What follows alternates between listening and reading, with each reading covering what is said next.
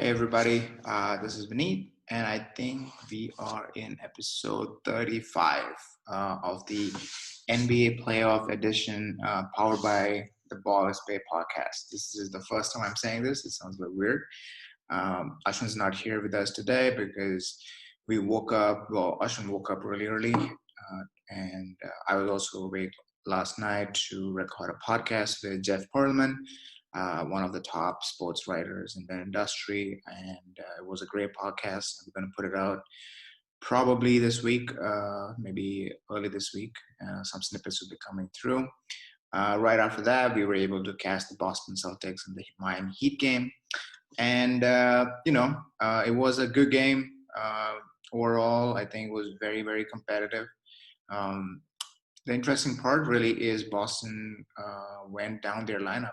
They played Enes Kanter, they played Kelly Olynyk. Miami Heat played Kelly Olynyk. So they generally for the last 4 games they were playing their 7-man rotation, and now they went down to almost 9-man rotation. Miami Heat, my main man Duncan Robinson showed up finally in the playoffs. He had a great game. But the Celtics played really well in the third quarter, taking the lead with a huge margin and holding on to that lead. I think there is a little bit of fight in the Celtics at this point. I think they are playing really well. They've figured out the Miami Heat defense.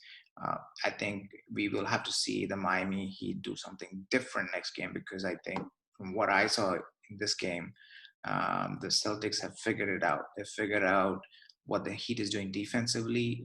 They have figured out what the Heat is doing offensively. And they have the right pieces to counteract them because they just have better offensive players. The Heat will probably have a response to it, I think. We will have to see what happens in the next game. If Eric Spoelstra comes out with some new wrinkle, he did try to play Andre Iguodala a lot. He tried to play Kelly Olynyk. Goran Dragic got into foul trouble. But having said all of that, I think the Miami Heat needs to come up with something different. The Boston Celtics had things rolling. They figured out all the staggered defenses. That's the only key for the next game is Miami needs to come up with something different. All the switching, the staggered defenses, the kind of the play Bam in the center. All of those rings and nookies have been figured out by the Boston Celtics, at least from a coaching perspective. He played the Celtics even played Enes Kanter to contract Bam and make Bam work on the defensive end, because Enes may not be great defensively, but he's a better offensive threat than Theis. And so making Bam work means on defensive end means he's not that fresh offensively. So that threat is taken off by playing Enes Kanter for a little bit of time, making Bam run up and down, and getting Kelly Olynyk into the game. So now suddenly their rotations are different. They're not as strong as the top 7, and so the Celtics have figured it out. I'm again saying it again and again, but for the next game, we have to see what the Miami Heat come up with, and hopefully they come with something different.